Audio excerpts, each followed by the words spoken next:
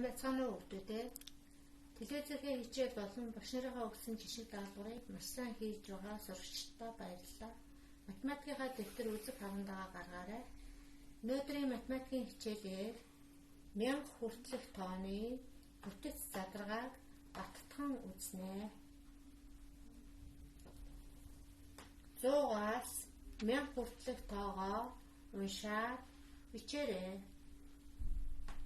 100, 200, 300, 400, 500, 600, 700, 800, 900, 1000. 100-аас 1000 хүртэлх тооны бүтцийг ажиглацгаая.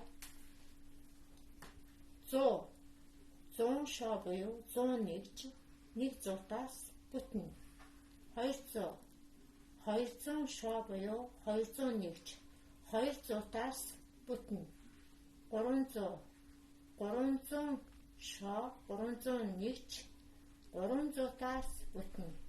400 400 нэгж 400-аас бүтнэ.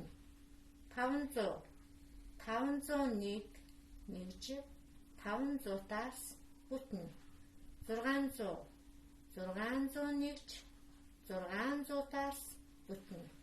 700 700 нэгж 700-аас бүтнэ. 800 800 нэгж 800-аас бүтнэ. 900 900 нэгж 900-аас бүтнэ.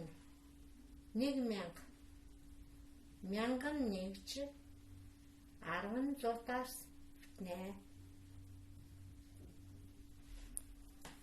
324 гэсэн тоо яаж бүтснийг ажиглацгаая. 100 200 300 10 20 1 2 3 4 нэгж 324 324 гэсэн тооны 3-ын цифрийн 100-ийн орон буюу 300. 2 2-ын цифр нь 10-ын орон буюу 20 20. 4 нэгжийн орон буюу 4 нэгж. За орны нэмэгдэхүүний нийлбэр болгоод 300 дээр нэмэх нь 20, нэмэх нь 4, 324. За энэ тоог стандарт бичлэгээр бичих юм бол 324 ингэж бичих нь байна. За үгээр илэрхийлэх нь бичвэл 324. За 534 гэсэн тоо хэрхэн дүрслэхнийг ажиглацгаая. 100 200 300 400 500 10 20 30 1 2 3 4.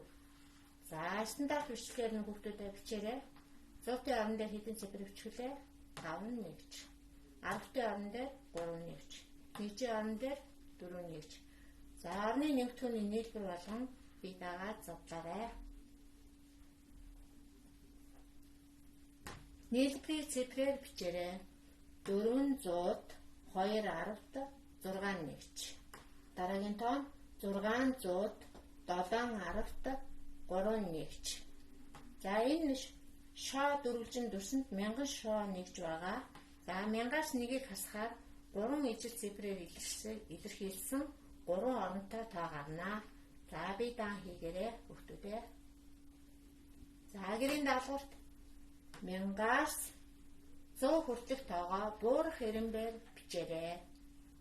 Эдгээр тоонуудыг орны нэмэгдэхүүн болгон задлан бичээрэй. 653, 461, 175.